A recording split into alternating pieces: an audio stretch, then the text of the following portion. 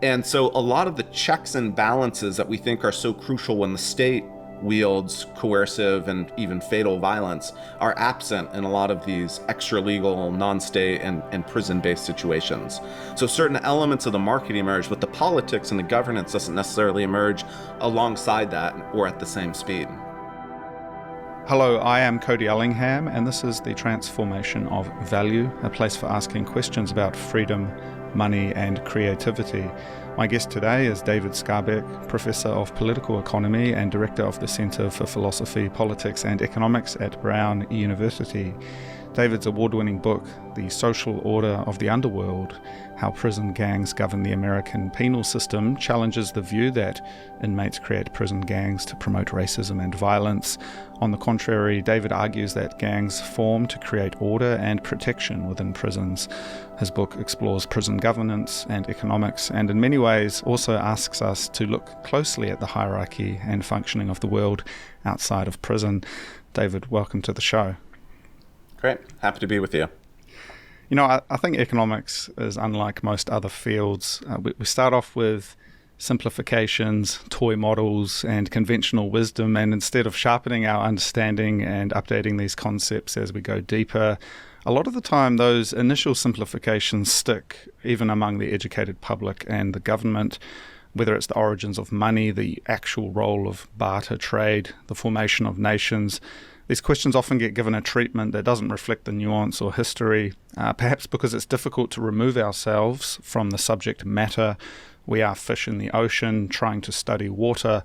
However, prisons are an interesting area where economic and political theories can be tested and observed from the outside. Prisons are mostly self-contained. They exist within a system of official rules, but are also governed by rules emerging from within. Prisons have connections to the outside, but there is value, incentives, and motivated participants literally locked within these systems. I want to start off with understanding what motivated you to write about prison economics and governance, please. There's a personal and professional connection. Growing up in the Bay Area in California, I was very much aware of mass incarceration, some of the political effects, some of the social effects. I knew a number of people who had been incarcerated for, short times and longer times. And when one particular individual was released after about 10 years, he became a good friend and we chatted often about it. And so I was always curious about how those experiences had unfolded for him and how they had impacted him in ways that, might not be easily written down or quantified. And later in grad school at George Mason University, I took a class on constitutional political economy, which is essentially using economic models of decision-making to try to understand what political constitutions do, why they look the way they do, and why some are more effective than others at different tasks. And for that class, I had to write a paper, and I wrote a paper based on the written constitution of a prison gang in California. And I thought it was an extremely interesting topic. It turned out that the economic models were highly predictive, and it gave an answer to one question, which is how might gangs organize within prisons and why might they need a constitution? And it raised a bunch of other ones, which is why are gangs more important in some places than in others? What are the consequences of their existence? And so professionally, I've just sort of asked a question and generated more questions and tried to get some understanding on those things. Yeah. And so in a somewhat spontaneous or emergent way, it's been a very interesting research project. Yeah. Well, there is a conventional wisdom that a group of criminals in prison would exist in a perpetual state of anarchy. But actually, as you detail in your book, inmate society is surprisingly orderly and organized. You mentioned this constitution that you wrote about. Can you tell me more about the systems, rules, and protocols that shape this order, both from the prison authorities, but also from the prisoners themselves?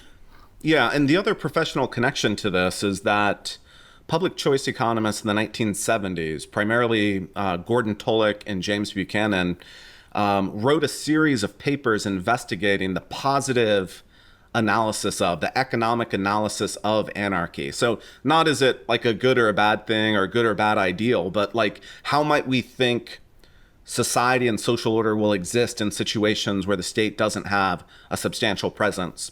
And that motivated my interest in understanding prisons, which, in somewhat unintuitive sense, they're places of extreme dominance of the state and surveillance. And yet there are these core pockets or arenas in which people can't or won't or desire not to rely on state-based legal institutions and organizations. And so it provides a fun and interesting opportunity to try to study some of these sort of pre-state or non-state dynamics. And what my work has found is that the social order that emerges in these anarchic, quasi-anarchic settings, it doesn't always look the same. Sometimes it looks drastically different. And so one of the things that I discovered in writing my first book was that at one point there were no gangs in California prisons. The prison system in California existed for more than 100 years, and no gangs like those that exist and dominate today operated within their walls. And so it raises really interesting sort of comparative institutional question, which is, if there's some social order that exists and persists for a long time, why might it be wildly different at some other point in time? And so there's descriptive variation that then calls out for some theoretical and empirical investigation and explanation. Yeah. Well, you do write about how before the 1950s there were no prison gangs in the United States, and certainly your book outlines a lot of the history and the way that evolved, and I guess the changing dynamic or the changing demographic of the prison gangs played a big role in there. So maybe coming to this idea that you establish in your book of governance theory, and kind of what that means for prison social order, perhaps you could tell us a little bit more about how you saw that changing demographic, that changing situation with prison gangs leading to a new form of order emerging. Mm-hmm. So the approach that I use is very much based on new institutional economics. People like Eleanor Ostrom, Doug North. Governance is the sort of function that defines and enforces property rights, that facilitates agreements or exchange, and that aids in the production of collective and public goods. And for me, when I look at prisons, often officials are providing formal governance. They're formally providing those things. But it seems empirically and historically that there's a lot of additional governance that incarcerated people want that is extra legal, that is beyond the scope of formal governance. And so in California, for many years, based primarily on ethnographic studies conducted by sociologists in the 30s, 40s, 50s, and 60s, governance was provided in an extra legal way, in a very informal way, in a very decentralized way. Gossip and ostracism are extremely powerful mechanisms of social control. In small communities, everybody knows other people's relative social standing. If your standing falls because you act in a way that people don't appreciate, you feel that. And people don't want to hang out with you. They don't want to support you. They don't want to share a cigarette with you. Likewise, ostracism. If there's few other people to turn to when one group ostracizes you, you really want to avoid doing something that violates the norms. And so in prisons in California before gangs, prisoners followed what they called the code, or sometimes the convict code, which was a set of norms of behavior that emerged. Nobody sat down and wrote out what the norms were. They emerged. They were individuals choosing to either abide by the norms or not, and to either punish violations of the norms or not. And taken together, the code, the convict code, is a pretty sensible set of norms. Don't snitch, don't steal, don't complain, pay your debts back. These are the sorts of norms that I think actually apply just in general in life. Like, try to be a good person, try not to cause a lot of trouble, don't whine too much. And so people could either abide by the norm and have friends and resources, or they could violate those and be outcast and fall in status. And in small communities, especially homogenous communities, that works really well.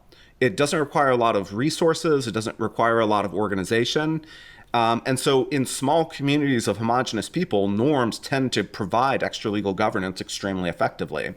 So what I discovered in writing my book, though, is that starting in the 50s, 60s, 70s, and then certainly in the 90s, there's a huge increase in the prison population in California, and it becomes much more diverse. And that has two different effects.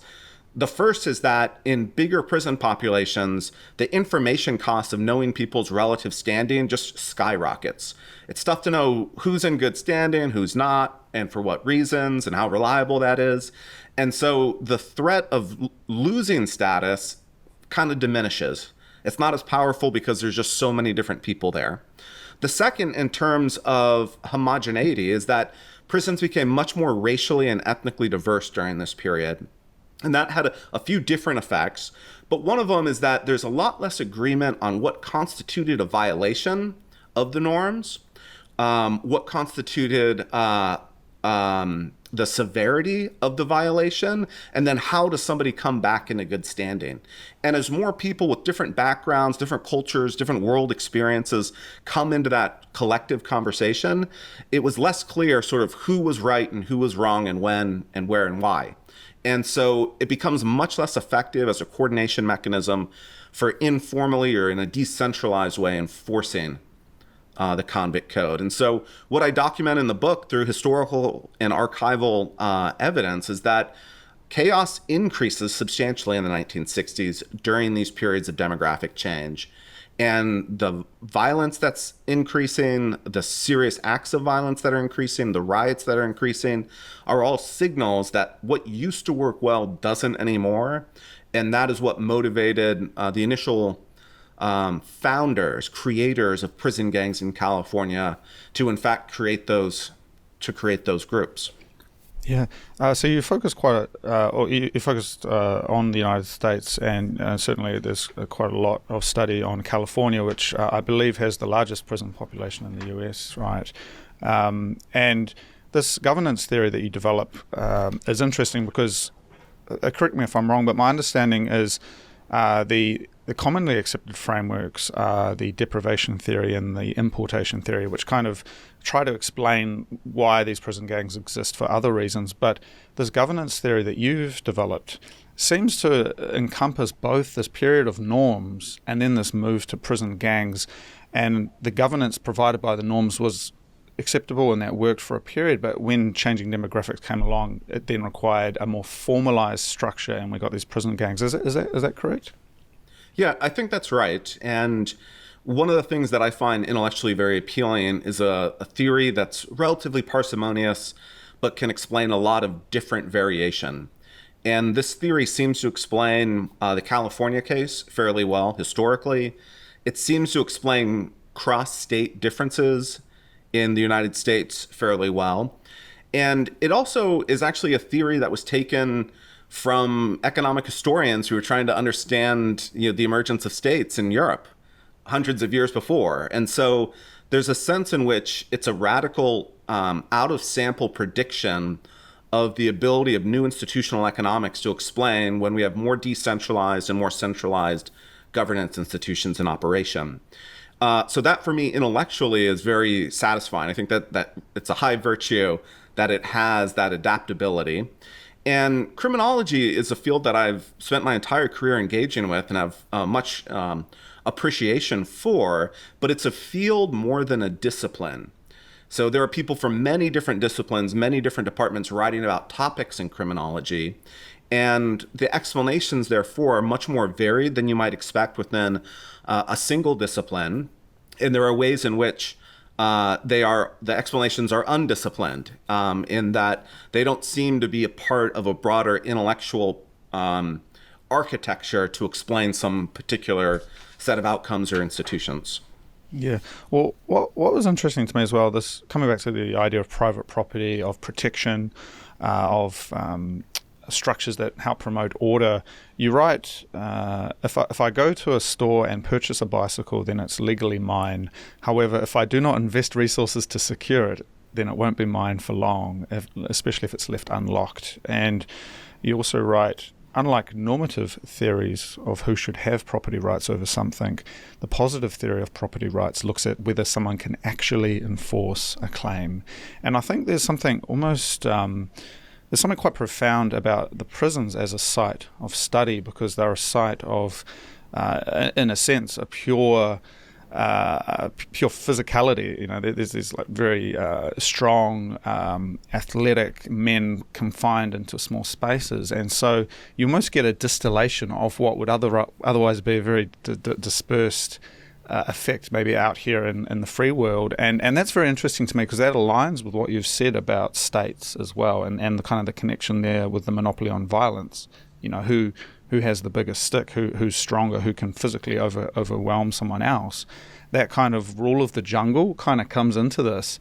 But instead of leading to an anarchic state, it leads to a kind of equilibrium where the violence kind of starts to even out, perhaps.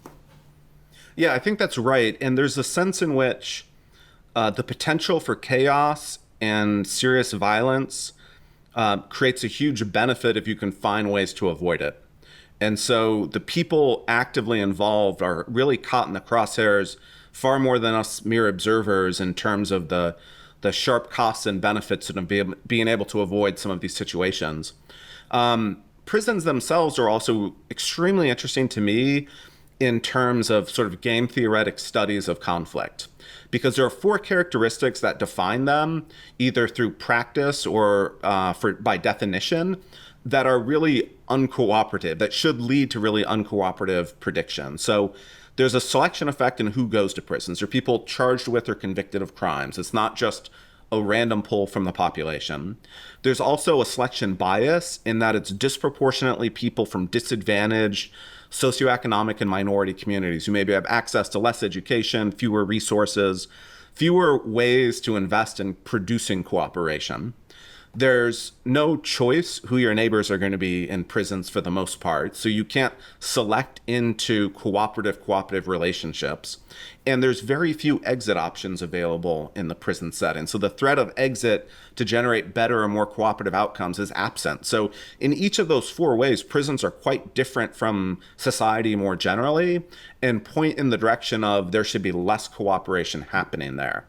And so for me, it's even more remarkable and interesting when they're able to eke out organizations and institutions that actually generate cooperation, that have systematic mechanisms for reducing conflict, for facilitating the underground economy.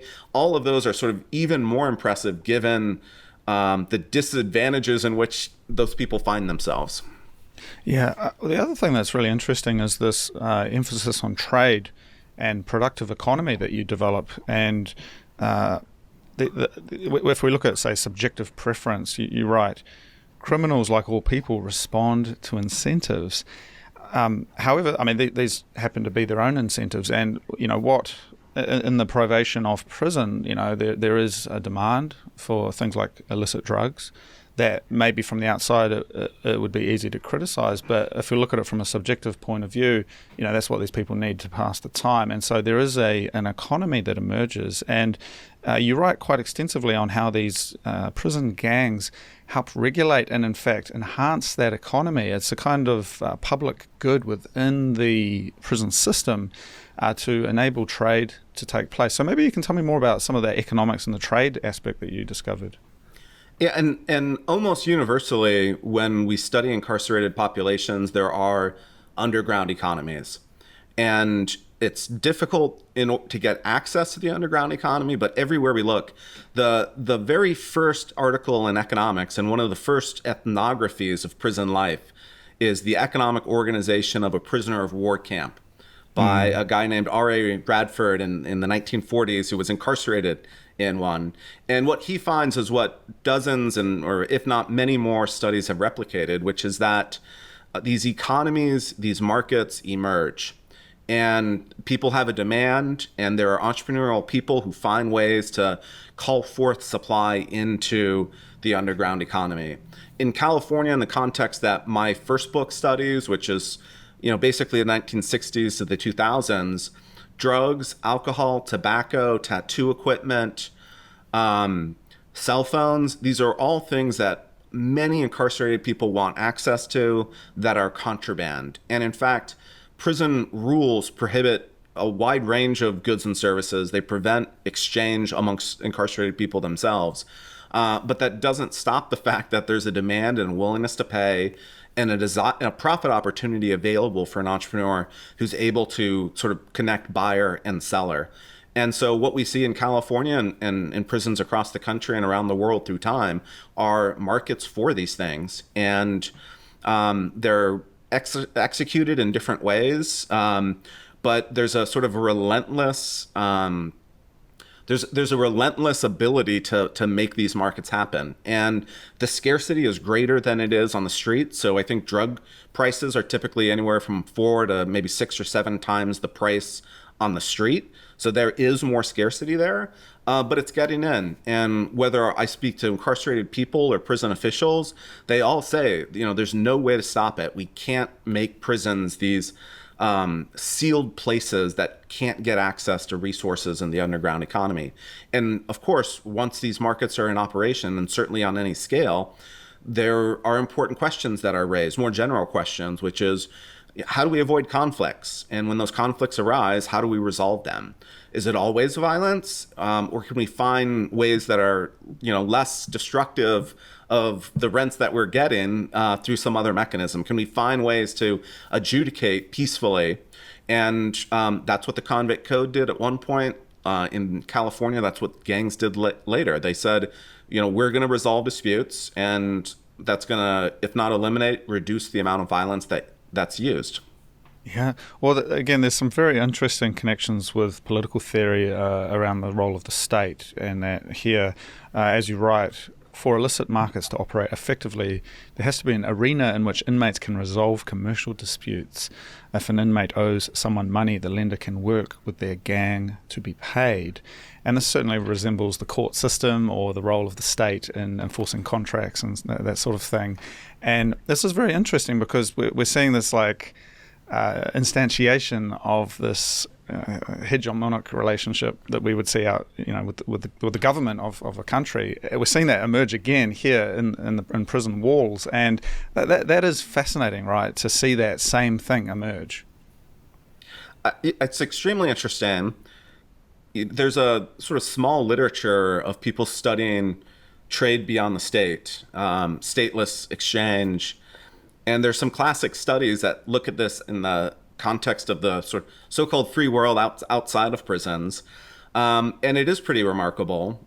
One thing that from a sort of political theory, philosophy, politics angle that I would note, though, is that a lot of the things that we care a lot about when it comes to state-based decision-making, there's a sort of modern, in modern culture, an idea that with great power comes great responsibility, right? And so the current instantiation of that wisdom is different from Winston Churchill, but Winston Churchill said a lot of things like that. And I think the idea and something to keep in mind when thinking about extra legal, extra state governance is that some of the things we think matter a lot when the state makes decisions are actually absent with the gangs. So when a gang decides that someone has violated some rule and should be assaulted or killed, there wasn't a trial, there wasn't due process, there wasn't a right to face accusers. There's not an appeals process, there's not a Supreme Court through which death sentences essentially can be reviewed. And so a lot of the checks and balances that we think are so crucial when the state wields coercive and even fatal violence are absent in a lot of these extra-legal, non-state, and prison-based situations. So certain elements of the market emerge, but the politics and the governance doesn't necessarily emerge alongside that or at the same speed. Well, what's interesting about that, to take a statist stance and play that side of it, perhaps we could look at that as one of the great benefits of modern democratic nation states, is that we have a lineage of thousands of years of innovation in these systems and these checks and balances, which if we were to reset the clock and start again, we begin from this kind of warlord kind of a place, these kind of warring tribes that eventually eke out an equilibrium, but it's not a very modern or enlightened place from which to build a political system. And so perhaps criticisms of the state need to be sort of checked with the idea of what's the alternative? We go back to a warlord. I think that's definitely the right question, is sort of what's the alternative, right? That's a classic econ Yeah. And part of it, is also like if you look at states worldwide, most states haven't had a well executed rule of law, historically speaking. It's like an extreme minority of them. So state based rule doesn't equal rule of law in any sort of automatic or obvious way. Yeah. And even that question, I mean, we're getting into some deeper stuff, jurisprudence, but like, what is law? Because in a sense, the law or the moral code of prisons, as you detail, I mean, it comes from a place that's perhaps quite different. It speaks to maybe a certain psychological state that a lot of these people are in. Certainly, their dictates when it comes to certain kinds of prisoners who, automatically get given death sentences for certain kinds of crimes involving, vulnerable people, for example, or if you talk to the prison authorities, you're instantly, labelled as a what's the word for it? A narc, I think, or is there a word where you're talking to the prison authorities? There's these kind of laws that we don't have out in the free world. We've developed other kinds of ethical, moral systems, and so there's this kind of two tracks. And in a sense, maybe it's a bit Jungian, but it kind of comes back to like the human psyche in a sense. A lot of these people are disadvantaged people. They come from broken homes, and I wonder if that has an effect on sort of their worldview as to right and wrong, even perhaps. Yeah, and yeah, that's right. The sort of law is more emergent. It's less deliberation based. It's deliberated amongst people who have some systematically different view of the world. And so we wouldn't necessarily expect it to sort of reach the same policy conclusions that the law that our legislative bodies here in the U.S. Come down to. There's a hypermasculine ideal in prison.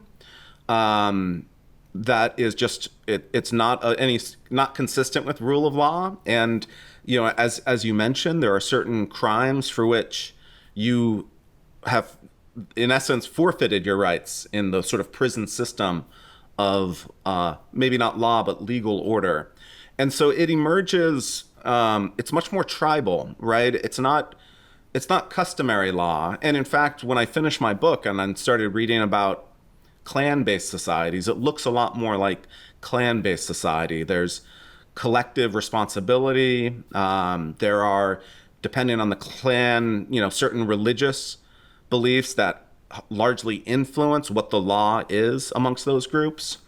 So I don't see it as a proto-state, but more as something adjacent. If you lack, maybe say it differently, if you have large, diverse populations and you don't have high quality government, this sort of tribal rule, tribal law seems to be the sort of natural third equilibrium to exist. And it gets us farther than decentralized norms alone would, but it has sort of inherent constraints cooked into it, it seems. Yeah, I realized the word I was looking for before was snitch. Sorry, for the person who talks to the guards, but what you just said about hypermasculinity is really interesting because you also detail women's prisons and how you don't see the same formation of gangs in women's prisons in California. Isn't that interesting? Extremely interesting. And I wrote about this a bit more in my second book on the puzzle of prison order. But these women prisoners are governed by the very same laws and policies that male prisoners in California are. Many of the prisons that women have been housed in were built for men, and yet nothing like these entrenched gang-based structures operate in women's prisons. And, I have a partial explanation for this, which is that those populations have always remained quite small, meaning that they take advantage of the effectiveness of decentralized governance. It's cheap, it works. Why invest in the costly structures of gangs? And that's consistent with this divergence. The thought experiment that I wouldn't like to see as a real experiment would be, well, what if we increase the women's prison population by 80,000 people? That would be a more thorough test, and we could find out if they form gangs, then my explanation seems to predominate. If not, maybe it's something else. But yeah, that variation across gender is quite stark. and the lives of a man or a woman in a prison in California are just so extremely different. It's pretty striking. Well, to take out the gender aspect of it, though, what's also interesting is you talk about, I believe it's like the special needs units which house homosexual men in prisons, and how they also don't have the same formation of gangs that you see. And so maybe you could talk a little bit more about that. Maybe it isn't about whether someone's male or female, right? Yeah, that's right. And so I expand on all of this in the second book. That sort of 2 pages you're referring to is essentially my second book. The Gay and Transgender Housing Unit in Los Angeles County Jail is controversial, and I don't have an opinion about whether we should have it or not. But essentially, there's a form on prisoner intake that asks if you're gay or transgender. And if you are, the prisoner intake interview is immediately stopped. You're moved to a high visibility area, and then you essentially get put into a different intake process where a team of deputies, at least historically, have interviewed you to find out if you're, quote, really gay. So gay in the sense that these people think you'll be perceived as a victim in the general population. And if you get through that process, then you'll be housed in a much smaller dormitory. There's 3 or 4 dorms of people who have all gone through that process as well. They don't form gangs there. They have something much closer to the convict code, which is consistent with this explanation about size of the population. Also, because of this very unusual and controversial selection or entry process, the people who are there have lived much more similar lives than the people in the general population. They're from similar communities. They've had similar background experiences. They've come from similar neighborhoods to some degree. And so each one of those things means that even if there's a substantial amount of, say, racial or ethnic diversity, there's a lot of homogeneity on other margins. And the similar life experiences that people have had should facilitate these more decentralized mechanisms of control. So it's an extremely interesting housing community. There's very few of those across the United States. And there's been some great legal scholarship on what is happening. And I included it as a way to sort of test this broader idea about prison social order. Yeah, I do look forward to looking into your second book a bit more. Interesting to see you expand on that. This is interesting, the idea of this diversity, though, and certainly perhaps a confronting idea, but you're right. Research in a broad range of situations finds that greater ethnic and social diversity is associated with lower contributions to public goods and collective goods. And I mean, this is interesting, right? Because we live in a globalized, multicultural world. Certainly, many countries, there's questions around immigration, around different kinds of people integrating.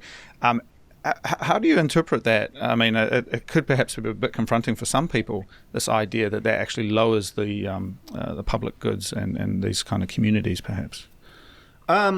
So I think it's pretty well established in the sort of economic literature that ethnic fractionalization is a sort of popular measure of that. And we won't get into the details of how it's measured, but basically, the more fractionalized you are, the more diverse you are. And we find that it correlates with less public good provision, people less willing to fund local schools, pay their taxes, all of these things that are sort of what we like to think of as good for society. And there's a lot of different mechanisms that might explain why macro level diversity reduces that sort of public willingness to pay. I don't have an opinion about which one of those is necessarily right. And so I view that as a challenge to overcome. So in some settings, research by political scientist Jessica Troonstein, for example, shows that we recognize that diversity cools our interest in public goods investment. And so there's an endogenous response where we say, well, let's work harder to respond to that problem. And so the actual effect is smaller than we might think it is theoretically. Division of labor is limited by the extent of the market. So the Adam Smithian sense of let's include everyone pushes for let's have more people, and at some point that means more diversity. I think this more empirical literature now says, well, we have to find a way to facilitate not just larger communities, but larger and more diverse communities. A lot of the times people will ask me about the Nordic prisons, and maybe you've seen a documentary about them or read about them, but they're extremely posh in one sense, right? There's like tons of resources. They've got these great environments to live in, lots of resources, and the literature there seems to think that in these small, highly homogenous countries, they're willing to pay for resources like that, because it's someone like them there. And it's not obvious that we would have that same intuition here, that we're just happy to pay because, there's someone like me there. It might be that the diversity reduces public willingness to sort of pay in or be taxed for these sorts of resources.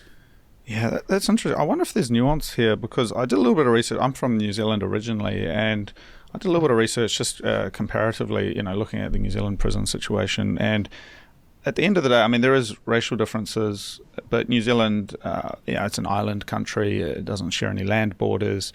And I wonder this idea of diversity, whether somewhere like California, where you do have a large population of people coming from Mexico, you've got people with Mexican background, you've got maybe this kind of crossroads of quite different cultural backgrounds that would otherwise maybe integrate over time in an island country or somewhere like Scandinavia, where the Nordic countries.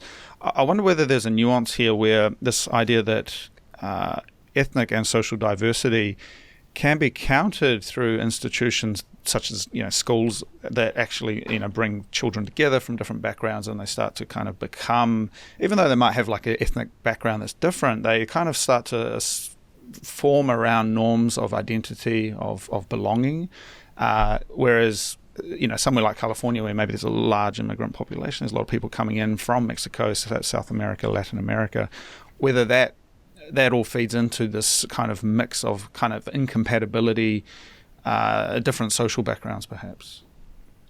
Yeah, I mean, I guess my intuition is that there's a well-established macro relationship. There's a lot of possible explanations for it.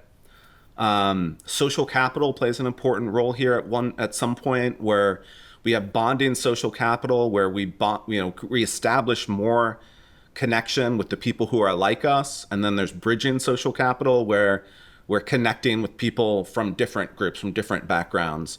And in a place like California that's not just diverse but mobile, maybe these communities are more in flux.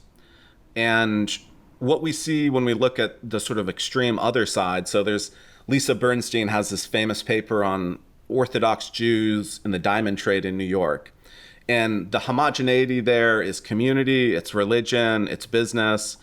They view the world in a very specific type of way, and they can lean into that to get the cooperation. So my sense on sort of diversity, which I certainly wouldn't stop at ethnic diversity. I think it's much, much broader than that. I think the concept of social distance from anthropology and sociology is extremely relevant here. But all those other ways, and we're much more different, it's harder to lean into those differences to get the good outcome in more diverse places. Yeah. And so it's up to sort of institutional entrepreneurs to find ways to overcome those differences.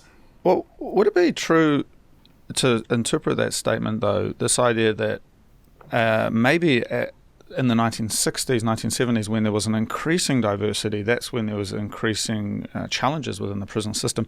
But would you say that perhaps these prison gangs are actually, in a sense, reducing diversity by amalgamating it into blocks, per se? And so you've got these kind of different ethnic blocks that, in a sense, actually the average distance between a prisoner, because they're now locked into an ethnic block, is maybe lower, and so thus less violence and maybe a higher quality of living. Is that accurate? Or yeah, that's interesting. I guess my sense is, so the gangs simplify lots of differences into a few important differences: black, white, Hispanic, other, that's what they would say. And then geographically, are you from Northern, Central, or Southern California? And that's sort of the thing that matters the most about you. And the gangs do that, and there's a way in which, okay, now each gang is responsible for their, quote, own people, and that's the by far most salient aspect of a person's identity. So yeah, that's a really interesting observation. I think that's true, that they, as a matter of fact, have isolated a few characteristics to be extremely important and to just sort of ignore a bunch of other ones. Well, the other thing that would lead credence to that is this idea of self-governance. So say, you have a white gang, and if someone steps out of line and kind of brings in maybe a diversity of their own, they do something way out on the spectrum, the gang will actually enforce that and kind of bring it back in. And you write about this, they'll punish their own people who go out and do something without the consensus of the gang. And so it kind of, in a sense, homogenizes the behavior a little bit more, and they get the same tattoos, they got the same haircut, they all do the same thing, and they're the same race. And it's sort of, I think it's an interesting kind of approach to identity. I mean, prisons flatten identities. The classic, they give you a number to replace a name, which is not entirely true, but yeah, you can't wear what you want, dress how you want, act how you want. And the gangs exert tremendous in-group pressure, punishing their own affiliates when problems, either social or economic, arise with other groups. And, one of the telling clues in this, evidence is that if some group doesn't bring a new prisoner into the fold, it's the other guys who say, hey, you need to incorporate that person into your group, because they want them to be governed by that other group. And so, there's very much, it's certainly not fully voluntarily chosen, but people have to affiliate, and the gang says, these are the things that matter, and we're going to keep an eye on you, and we're going to make sure you follow the rules. Yeah. Are you familiar with the concept of homo sacer? I don't think so. So the Latin concept of, the condemned man living outside, living outside of a Roman city in ancient times, and effectively not of any particular city-state or any particular tribe affiliation, and thus kind of becomes subhuman, becomes a target, can be killed by anyone without any legal repercussions. Mm-hmm. Does that sound familiar? Because I wonder whether in this case someone, I don't know if it's even possible to not join a prison gang in California, but if you try not to, you become this kind of vulnerable individual, the homo sacer in a sense, who can and will be taken advantage of, right, by others. Yeah, in California, for the most part, you're automatically going to affiliate with some group. Okay. And there's ways to opt out, but some group has to be responsible for your behavior. And in general, like, my sense is that people want that because they don't want some lone wolf who's going to do something disruptive. They don't want some guy who's going to cause trouble and, initiate a large riot that leads to people getting hurt or stabbed. For many years, the Department of Corrections would just put everybody of a particular race on lockdown after a riot. And, nobody wants to be locked down for weeks and months. Yeah. So, we don't want somebody who is unaccountable or unaccounted for in the prison system. And I think that's true today. Some people can opt out through, certain religious affiliations if done in the right way. But no, for the most part, somebody has to be responsible for, some group has to be responsible for everyone. Yeah. Well, again, this is interesting to me because it sort of mirrors the nation state, right? It's you need to affiliate with the nation state. You can't, generally speaking, there's very few cases where people are outside of those systems, the sort of hermetically sealed nation states, and certainly more parallels there. But so something I wanted to come back to, this idea of the mafia and the formation of protection, and in particular the Mexican mafia. that you write about, because I thought this was fascinating that the Mexican Mafia in California, it's a Californian prison gang, but it only has a few hundred official members, but it's able to exert control over very powerful street gangs on the outside, such as MS-13, who are known for incredible brutality and violence. How is it that the Mexican Mafia can have such an outsized impact compared to the street gangs to become sort of the gang of gangs? It's extremely interesting. And it's not limited to the Mexican Mafia. In fact, there's gangs in Northern California that play a similar role there, and places in New York and Baltimore. But a few number of people who can control the county jail and then later the state prison, but especially the county jail, have an extremely credible threat of violence. So there may be hundreds or thousands of people who are in gangs on the street. Maybe they're armed, maybe they're experienced with violence. But when that one person is arrested and taken to jail, they don't have the rest of the gang with them. They don't have a weapon with them.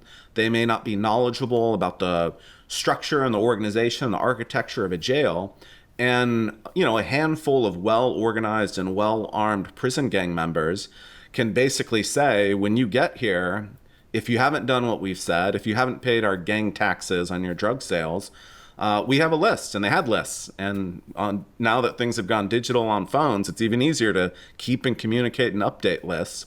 So people on the street anticipate quite rationally that they will be incarcerated in the future. The prison gang will have a credible threat to hurt you, and they'll have information about whether you paid or not. So you can either not pay and be in grave danger when you're locked up in the next year or two, or you can pay now and then receive instead the protection and safety of that gang. And so this relatively small number of people are able to amplify and project this tremendous amount of localized incarcerated power across large parts of Los Angeles. And there's a sort of stationary theory, a stationary bandit theory of state formation by Mansur Olson. And he basically argued that once you have the credible threat of violence, you can extort more if you can protect that person from other extortionists. So you want to be the sole extortionist. And it may be that if you can increase the revenues from which you're extorting, you'll have an incentive to not only provide protection, but to, produce a market or to pave roads or provide local public goods that allow the earnings to increase such that even more can be taken from those. And we see that in Los Angeles. The Mexican Mafia is the informal court, the sort of quasi-government. When there are disputes between rival gangs, they make rules about what sort of violence can be used in the street. Most famously, in the early 1990s, they forbid drive-by shootings amongst Hispanic gangs in Los Angeles. And the numbers of drive-by shootings collapsed instantly and for many, many months. So they write rules about behavior, they write laws for gangs, and they adjudicate disputes amongst them. So it's a really shockingly high level of control exerted beyond prisons, illustrating the fact that prisons are not silos. They're permeable. There are influences into them, and there are influences spread out to the outside. Is there a sense of diplomacy that exists between the gangs and also with prison authorities, like in terms of these structures? I mean, do prison authorities consult the shot callers when it comes to the way the prison is run and sort of particular issues? So in a general sense, like, it's clear that does happen. I suspect that it probably varies in different prisons, depending on who's working, the personalities of correctional officers, the personalities of the shot callers who are involved. There are examples in my book where they consult about which people should be housed together in the same cell, for example. I think that in some instances, at some point, correctional officers would sort of recognize that they're delegating a certain amount of control and governance to shot callers. I think to some degree, shot callers are able to also pull it away from correctional officers. It's not a one-way voluntary surrender of power. But people who are shot callers in gangs have a lot more information than correctional officers do. They have, in a sense, a wider range of penalties available. They're less accountable to some extent. And it makes sense, I think, that they would be able to entrench themselves in these important ways. And what we've seen is that even when you go to the highest security prisons in California, the gangs are just as, if not more important in those places, meaning that, you can't just easily lock up the gang problem and end it. There's a sort of relentless series of people who are going to step in to fill those roles, because what they're providing isn't purely predatory. It's not purely extortionist.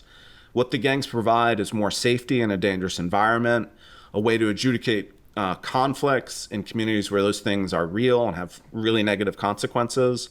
And so whenever you lock up one gang leader or shot caller, or if you were to lock up an entire gang, there's a market profit opportunity available to somebody who can fill that power void going forward. I'm really interested to talk now about money and medium of exchange within the prison system. And you suggest that stamps replaced cigarettes as a medium of exchange.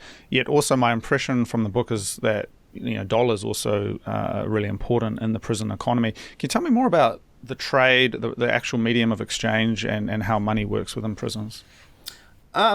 It's probably changed a lot since I wrote my book, or at least Okay. I wouldn't want to speak too much about what's happening now. Okay. Cigarettes historically, very important medium of exchange. Now meaning 20 years ago, the stamps Sorry. seem to be like the medium of exchange, for all the reasons that it's divisible, it's it's going to stick around, it's not going to degrade. There's a real use value for it. Now, with the proliferation of cell phones in prisons and apps that can allow you to shoot money around, these problems, which weren't a huge problem before, I think are even easier to solve now. So if you went back to the 90s and you wanted to do a drug deal, there's two people in prison. One's going to get the drugs in. The other wants to pay the person for doing so. The buyer would ask a family member or a friend on the outside to give X amount of money to the incarcerated person's friend or wife or somebody. And so there'd be an exchange for money on the outside, an exchange of goods on the inside. And, with digital currency now and all that, I just imagine that problem's much less of a problem even now. Yeah, maybe this is anachronistic, but my understanding is like ramen noodles have played a role. And do you know if that's still relevant? If that's something that people... At different times, ramen noodles, honey buns, some things are more and less, available and in demand for exchange. Yeah. I assume, I assume that it's very context dependent about what's the sort of most generally agreed upon, commonly used medium of account. Yeah, I guess the reason I asked that is, I'm very interested in money, and I got some more questions in that regard. But this idea of like how that forms, and if we're looking here at say the formation of tribes, mirroring the nation state.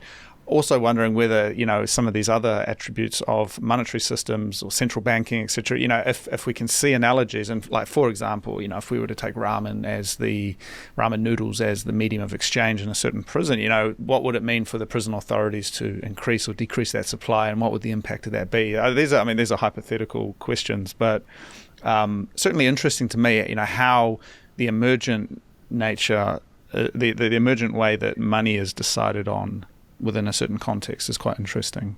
Yeah, and state officials try to prevent that. So in California 15 years ago, there was a limit on how many stamps you could have in your personal property. Because they didn't want you to just have your big bank there. The Radford article that I mentioned before is the best or most enjoyable description of the evolution of these. So I don't know if you know this article, but he basically documents how the Red Cross is like sending these endowments down to all the prisoners, and some like the coffee and some like the chocolates and some like the cigarettes and some don't. And there's this exchange that happens, and there's a priest who's able to move across multiple housing units in this POW camp. And he knows what the exchange values across all of them are. And so he leaves with like the standard package and comes back with 3 times as many things because he's able to arbitrage across these different separated protected markets. So the description of the evolution of markets there is really first rate. Yeah. Well, on that sense as well, that this idea of governance structures of, welfare, of public good. Coming back to the Mexican mafia, you also write here, the Mexican mafia reportedly increased the routine volume of goods available for all prisoners, making more goods available at lower prices. And the condition of many Chicanos and convicts has been significantly improved because of this. These prisoners claim they're in a better position. The Chicano prisoners, that is Mexican ethnicity prisoners, claim they're in a better position than other groups inside of prison because of this work, this kind of public good, this infrastructure that their gang is providing. Yeah, I mean, getting access to contraband is a major benefit to your group. And then if that revenue stream generates incentives to produce public goods, then that's a direct and an indirect, or a personal and a more general way of improving one's life on a sort of daily basis. Yeah. And I do want to just come back to this bigger idea of the state then, David. I'm wondering what your views are on, questions of state, and if this has figured into your study of prisons. Well, how do you mean? So, I guess politically, if there's certain schools of thought that you have informed your background, perhaps in terms of general political, economic, social theories, these kinds of things. Yeah, I mean, I think that states are coercive entities that, under some conditions, benefit the common humanity and others don't. I think that James Madison, one of the great founding fathers of the United States, the author of the U.S. Constitution, was a genius man, and he said that, the benefits that states give us require us to give it coercive capacity, to empower it. And when we empower it, it's strong enough to protect our rights, and that power also means it's strong enough to violate our rights. So the grand political challenge is empowering states and constraining them to use that power in ways that's desirable for the people who are governed by it, who are governed within it. And that's a problem that the gangs face. They wanted gangs that were strong enough to protect their rights, but then not use that power to violate it. And I think that's the challenge for political development, is how do we get states with the information and the incentives to use the power in ways that are constrained by our social desires for what it's doing. And the bigger this society and the more diverse it gets, that's a harder problem to solve. So that's why I don't think many states have successfully done that and done it for sustained periods of time. Yeah, thank you for that. I guess I ask again, I live in Japan, but I'm from New Zealand. And so both these countries have, different social understandings, public understandings of the role of the state. I think Japan's a very collectivist place. Confucian ideas of right and wrong. Different conceptions of rehabilitation. Perhaps New Zealand, a very tight-knit place, but a small country with kind of egalitarian origins, but definitely defers to the state more. And so, what you've just shared, I think, is there's this kind of idea of looking back at the founding fathers, their role, their critique of the state is very fascinating, and I do see that come through in your writing, I think, which is why I asked about it, because certainly it seems like there is an opportunity for progress to be made, especially on a human level with these prisons, where perhaps we can learn from what's not working and what is working, even to improve outcomes and kind of the overall quality of life, so that there is maybe the opportunity to rehabilitate people into the community, right? And it maybe this is a bit of a bigger topic, but this is a ballooning prison population, which I think if you take it's like over 2 million people in the United States, right? Which is quite incredible to think about. Yeah, I mean, it's gone down a little bit, but it's massive, and it'll be difficult. It's easy to send people to prison. It's very difficult to get them out. And there are widespread social, political, and economic fallout from prisons. For me, I think that while mass incarceration has been misguided and a failure, it was a response to a substantial social harm, which was dramatic increases in violent crime and the homicide rate. And there was different ways that we might have responded, and we chose one that turned out to be very ineffective. And so I think that affects the country in terms of the citizens that we're making. There's been a lot of really interesting work in political science about how contact with the carceral state, whether it's incarceration, arrest, or even being detained for tickets, dramatically affect people's willingness to invest and participate in political activities and to invest in other pro-social, nonprofit style activities. So the impact of the prison as the state entity on society has been huge and in many ways quite destructive. In the United States, do prisoners have the right to vote? I think in 2 states that they do, and there are not massive dramatic differences across those 2 places. Okay, that's interesting, because one other little fact that you mentioned, which was quite interesting, is that I think before the 1960s, prisoners who entered the system lost their civil rights, and they faced what you call a civil death, which is very interesting, right? It's sort of a exodus from the free world into this new world. And of course, the 13th Amendment eliminates slavery, but not for incarcerated people. It says it's specifically there. And so in most states, there is forced labor by incarcerated people, typically at extremely low wages. Is there any constitutional work on that you know of? Yeah, I think it's the 13th Amendment. Okay, but in terms of like people concerned about that and the human rights side of that, or is that locked in and it's not going to change? Oh, I mean, I think there's lots of people working in this sort of space who wish that it didn't say that. I'm not sure if there's any real political momentum to change that. Yeah. Well, I mean, just sorry, not to go off on a tangent, but it's interesting, that kind of role, like political disenfranchisement. Different states have different felon disenfranchisement laws. For many of them, it's just while you're incarcerated. For others, it's while you're sort of still, under supervision by the state. And in a few cases, not very many at this point, it's sort of lifetime disenfranchisement. Really? And so, the criminology studies that look at this go through and look at congressional elections and presidential elections. And they try to estimate for people how many people were free, who would have been able to vote but couldn't. And we guess about, based on demographics, how many vote Republican, how many vote Democrat, and were any of those races close enough that felon voting might have changed it. And in something like 4 or 5 of the congressional votes in the last 30 or 40 years, it would have mattered. And that effect is amplified because once you get into Congress, it's much easier to stay there. And so if there's some arbitrary reason one person's elected instead of the other, then it probably matters.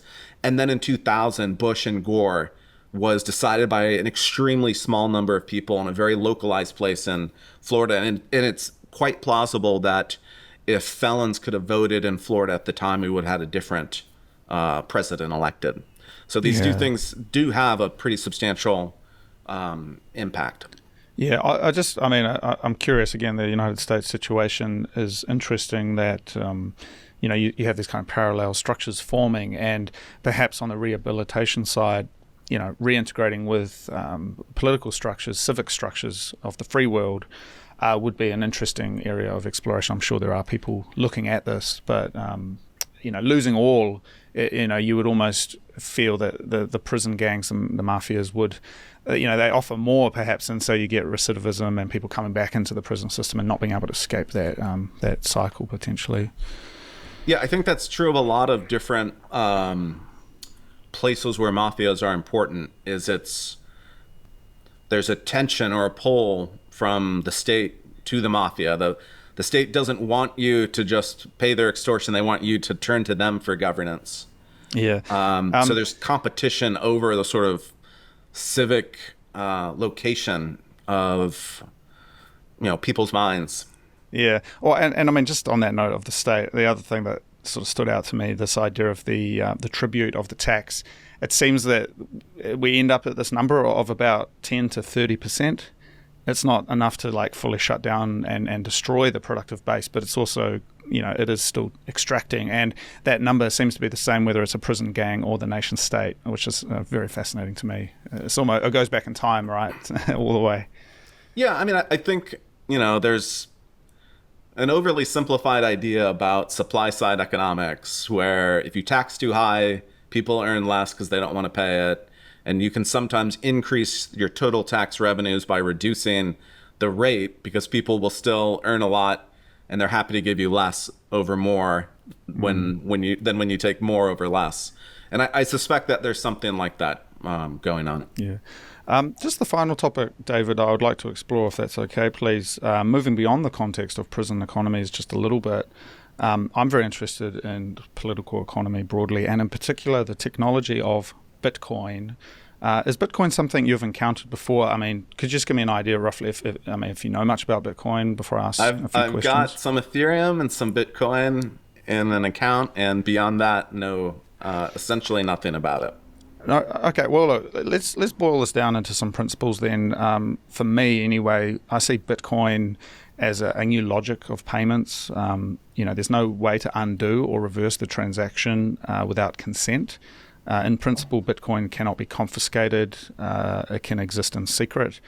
You may not even know if someone has it or not. And in short, it is the system without trusted third parties or middlemen. And the only conclusion I come back to as I've studied this deeply is that somehow this nature of Bitcoin can bubble up into our relationship with the state, perhaps enabling new ways of social organization and protection. And I wondered if you had any thoughts based on maybe what you know or any kind of conjecture on what this kind of new form of money could mean for the way we interact with power structures, perhaps. I don't have much to say about that. Okay. My sense is that it's not just a currency, but it's a way of enforcing contracts. And since the state is what many people turn to enforce contracts, I would welcome innovations and advances in any capacity in terms of doing that and doing that better. Yeah, that's fascinating. I mean, I'm very interested as we move into this kind of increasingly digital world. Maybe we see fracturing or challenges around ideas of nation and borders and trade. Certainly, the United States is beginning this process of tariffs, and there's trade wars and all sorts of things happening. And casting my mind out, and again, I appreciate this goes beyond your writing, but I do wonder if there's something here where something like this smart contracting you talk about, or stateless money, kind of provides a vehicle in a way that allows trade to happen without going through these official structures, and in a sense mirroring what we see with these prison economies, perhaps, where there's official rules that de jure govern trade, but actually people find ways to do things without that middleman of the state. So much of economic and commercial conflict avoids state-based legal adjudication because it's slow and it's costly and it's highly regulated. And perhaps Bitcoin and technologies that function in those ways are going to provide lower cost ways, and maybe we'll ask the state to do different things than it does now. This would come back, what you just said would come back to the side of institutional economics and transaction economics, right? Like, what is the cost of adjudication, and is it easier to sort it out between yourselves? Maybe there's something in here. And I mean, look, this is a new area, I think, but certainly a real focus for me, and really fascinating to see this emerge, to see that the way trade and these structures form within prisons. And then just finally, I mean, the other place, I don't know if this is on your radar at all, but the other place where this is really interesting is online multiplayer video games, which in a sense is similar kind of a structure where there's a self-contained economy, there's official rules and then emergent rules. There's a connection to the real world, but it's also sort of isolated. Is this something you've encountered at all, or is it something? Yeah, I've seen a few papers on it. I couldn't tell you the authors or the titles, but what's really fun about these sorts of studies is it's something that emerges, rather than being designed, and it emerges, and it turns out that it works pretty well. And then, importantly, well, how does it emerge and why is it working well or not? And as case studies in the emergence of social institutions, I'm a big fan of those sorts of papers. And as long as we also look at all of the instances where the social emergence leads to really bad outcomes, right? It's very easy to select on the dependent variable when the economy looks really good or things work really good. But there's plenty of failures out there that we should also study to know why sometimes it works better than others. Yes, and I'm certainly reminded of Hayek's ideas around Friedrich Hayek's ideas of spontaneous order and the emergence of institutions here.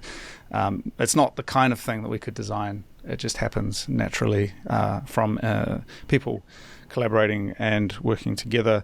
But look, David, really fascinating. I really enjoyed your book and your writing. It really got me thinking, I must say. And I think this concept of the order emerging within these, ostensibly chaotic systems is very fascinating. You mentioned your second book that you wrote as well. What was the title of that one? It's called The Puzzle of Prison Order, Why Life Behind Bars Varies Around the World. Okay. So I look at Brazil, Bolivia, some of the Nordics, men's prisons in England, women's prisons in California, and the gay and transgender dorms that we discussed earlier. And it's a more unwieldy set. It's a little more exploratory. And I'm making two main arguments there. One is why life varies across those places. But the second and more important argument is a methodological one to my colleagues in criminology, which is that comparative ethnographic studies of prison social order should be a thing. The vast majority, 99% of ethnographies are single site or single country studies. And we need to take a comparative turn. Since the 1970s, comparative political scientists have developed an extremely good literature on how to think through comparing cases in different places and times. The tools are there, and we as criminologists need to just grab them and start comparing across countries to better understand the informal life of prisons. Yeah, that's incredible. And what's next for you? What's on your radar? Are you working on any new projects at the moment? I've done a little bit of initial work on rehabilitation programs in South Carolina. They actually have a very low recidivism rate. So when people leave their prisons, they tend not to come back. It's been a priority. They have a lot of innovative and it seems effective programs to get people back on track upon release. So one project will be looking at, successes and failures of rehabilitation in the United States. And then I'm hoping to work on a more popular-oriented book on the role of policing in the 21st century in the United States. That's fascinating. And if people want to find more, they want to follow you, where do you want to send them, David? You could follow me on X at David Skarbek, and davidskarbek.com posts all my papers and links to my books. Cool. All right. Well, thank you very much for joining me and sharing your wonderful insights, informative insights on your writing and your book, The Social Order of the Underworld, How Prison Gangs Govern the American Penal System. Thank you. Yeah, pleasure to chat with you. Thank you so much.